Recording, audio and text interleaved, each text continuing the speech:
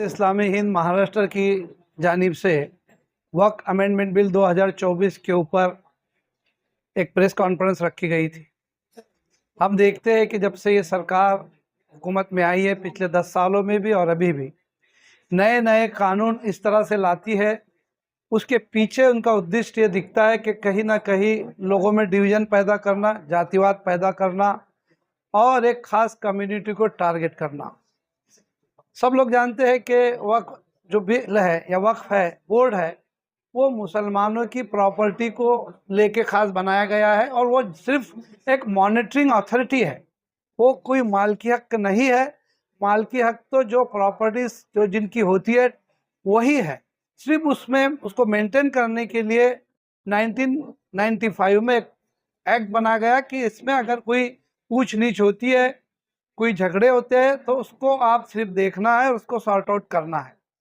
लेकिन सरकार ने जिस तरह से उसका जो इरादा लग रहा है कि वो जिस तरह से एक नया कानून लेके आ रही है, उसके तहत वो चाहती है, क्योंकि ये जो प्रॉपर्टीज़ है ये मुसलमानों को, किसी मुसलमानों ने या किसी और ने भी वक्फ किया हुआ है, या मुसलमानों ने कई नई जगह बस्ती होती है, वहाँ मदरसा बनता है, सब लोग पैसे जमा करके मदरसा खरीदते हैं, वो वक्फ की प्रॉपर्टी बनती है। मस्जिद होती है, वो वक्फ की प्रॉपर्टी, दवाना खाना खोलते हैं, वक्फ की प्रॉपर्टी थी।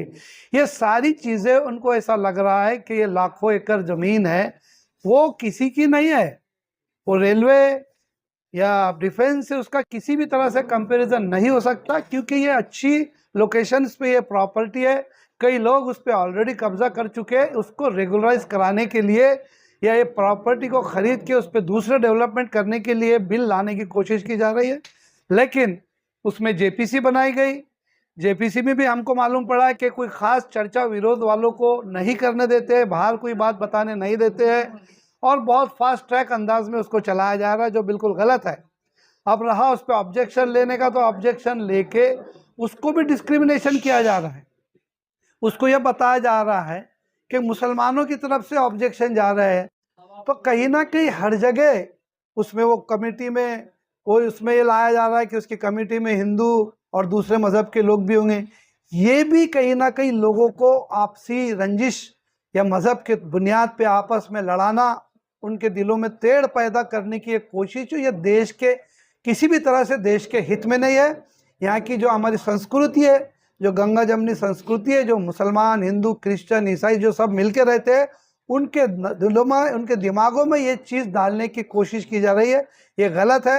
इसलिए ये जो वक्फ बिल जो आ रहा है, ये हम चाहते हैं कि इसका विरोध हो, और हमको पूरी उम्मीद है, क्योंकि सरकार के साथ जो दो बड़ी पार्टियां हैं, चंद्रबाबू नायडू और नीतीश कुमार जी की पार्टियां भी उससे विरोध में है, क्योंकि वो कहीं ना कहीं बड़ा अच्छा सहन रखती है। ठीक है, किसी मजबूरी के साथ तो सरकार से जुड़ी है, उसी के साथ साथ भी ये सरकार बहुत ही कम मार्जिन से आगे है, और विरोधक भी इसका बहुत जोर से विरोध कर रहे हैं।